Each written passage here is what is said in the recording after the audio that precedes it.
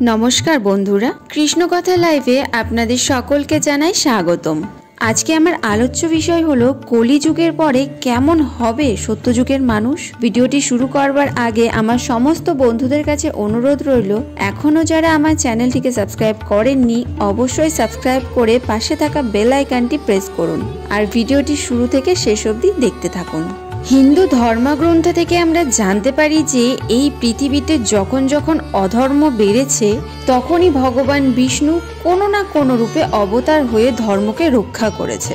এই কলিযুগে যখন অবতারের ভার সীমা পার করে ফেলবে অর্থাৎ কলিযুগে পাপের ঘোড়া যখন পূর্ণ হয়ে যাবে তখন ভগবান বিষ্ণু কল্কি অবতারে অবতীর্ণ হয়ে কলিযুগের বিনাশ ঘটিয়ে সত্যযুগের সূচনা করবে। কিন্তু তবুও আমাদের মধ্যে অনেকের প্রশ্ন আছে কলিযুগের পরের যুগ কেমন হতে চলেছে। আচ্ছা, আপনারা নিশ্চয়ই জানেন হিন্দু ধর্মগ্রন্থের সময়কাল চক্রকে 4 ভাগে ভাগ করা হয়েছে। প্রথমটা সত্যযুগ, দ্বিতীয় ত্রেতাযুগ, তৃতীয় দাপর যুগ আর চতুর্থ কলিযুগ। বর্তমানে আমরা এখন যে যুগে বসবাস করছি সেটিকে কলিযুগ বলা হয়। কলিযুগ মানে এমন এক যুগ যে যুগে সমস্ত মানব জাতির মন অল্প কিছুতে সন্তুষ্ট হয় না। সবাই মানসিকভাবে কোনো না কোনো কিছুর কারণে দুঃখী হয়ে আছে আর ধর্ম কেবলমাত্র 4 ভাগের 1 ভাগই রয়ে গেছে। বর্তমানে চারিদিকে শুধু লোভ, প্রতিশোধ, অহংকার, ক্রোধ এইসবই দেখা যায়। পুরাণে কলিযুগের মানুষকে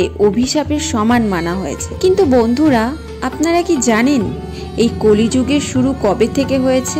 এই অভিশাপিত যুগের সমাপ্ত কবেই বা হবে এবং তারপরে কোন যুগই বা আসবে আর সেই যুগের মানুষই বা কেমন হবে? এই সব কিছু জানবো আজকের এই ভিডিওর মাধ্যমে। চলুন তাহলে ভিডিওটি শুরু করা যাক। ধার্মিক গ্রন্থ অনুযায়ী যুগ পরিবর্তনের এটি 22তম চক্র চলছে। শ্রীমদ্ ভগবদ গীতাতেও এই কথার বর্ণনা পাওয়া যায়। ভগবদ গীতা অনুযায়ী পরিবর্তনই হলো এই সৃষ্টির নিয়ম। যেমন ধরুন না, আত্মা এক শরীর থেকে অন্য শরীরে ধারণ করে, তারপর ধরুন না দিনের পর রাত্রি হয়, ঋতুও তার সময় অনুযায়ী পরিবর্তন হতে থাকে। ঠিক সেই রকমই এক নির্ধারিত কালখণ্ডের পর যুগ পরিবর্তন হওয়াটাও এই সৃষ্টির নিয়ম আর এই নিয়মকে কেউ কখন নষ্ট করতে পারে না। বিষ্ণু পুরাণে বর্ণিত কথা অনুযায়ী একবার শ্রীহরি বিষ্ণুকে জিজ্ঞেস করেছিলেন, প্রভু এখনো তো দাপর যুগ চলছে আর কালখণ্ডের সময়চক্র অনুযায়ী এরপর কলিযুগ আসবে, কিন্তু সেই নতুন যুগকে মানুষ চিনবে কি করে? এর উত্তরে ভগবান শ্রী হরি বিষ্ণু বললেন, যখন পৃথিবীতে পাপের সংখ্যা বেড়ে যাবে তখন বুঝে নেবে কলিযুগের শুরু হয়ে গেছে। কলিযুগের শুরু নারীদের কেশ থেকে হয়। এই যে কেশকে নারীদের অলংকার মনে করা হয়, এই কেশকে কলিযুগের নারীরা কাটতে শুরু করবে। এরপর সমস্ত নারী পুরুষ সুন্দর দেখার জন্য নিজেদের সেই কেশকে রং করবে। কলিযুগে কারো চুল লম্বা আর কালো দেখা যাবে না।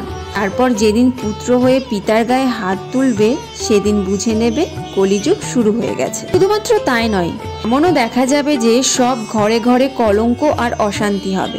কেউ মিলেমিশে এক হয়ে থাকবে না, মানুষ নিজের আপনজনদের হত্যা করবে। তখন বুঝে নেবে কলিযুগ তার চরম সীমায় পৌঁছে গেছে। তখন ব্রহ্মা, বিষ্ণু ও মহেশ্বর এক হয়ে এই পাপকারী কলিযুগকে ধ্বংস করে দেবে।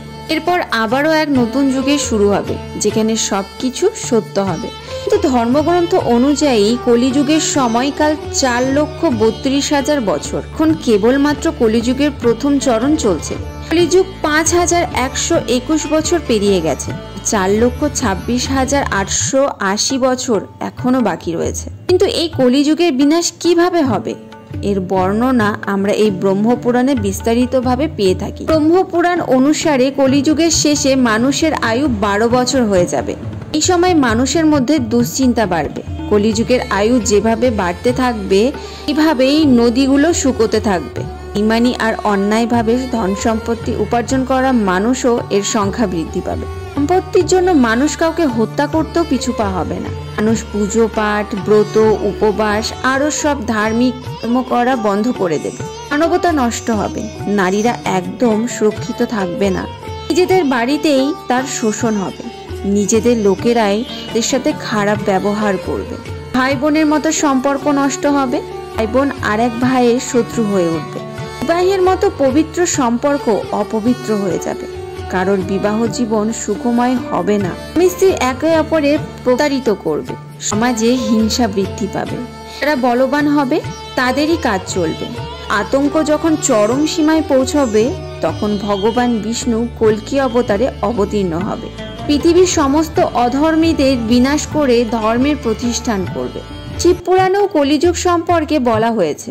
শিবপুরাণ অনুযায়ী ঘোরকলি আসার পর মানুষ পূর্ণকর্ম ছেড়ে পাপ কর্মকে বেছে নেবে, হয় সত্য থেকে মুখ ফিরিয়ে নেবে, একজন আরেকজনের সম্পত্তি ছিনিয়ে নেবে, পরকীয়ায় মানুষের মন আসক্ত হয়ে পড়বে, মানুষ অন্য প্রাণীদের হত্যা করতে শুরু করবে।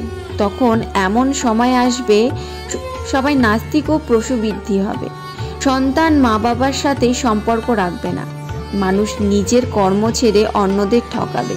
কলিযুগের নারীরা নিজেদের স্বামীদের অপমান করবে, শ্বশুর শাশুড়িকে সম্মান করবে না।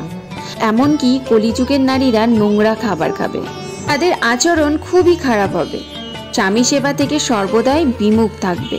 শিবপুরাণে এইসব বর্ণিত কথা আজ যেন সত্যি হতেই দেখা যাচ্ছে। এখনো পর্যন্ত কলিযুগের 5000 বছর পুরনো হয়েছে। কলিযুগ সমাপ্ত হতে এখনো লক্ষ বছর বাকি।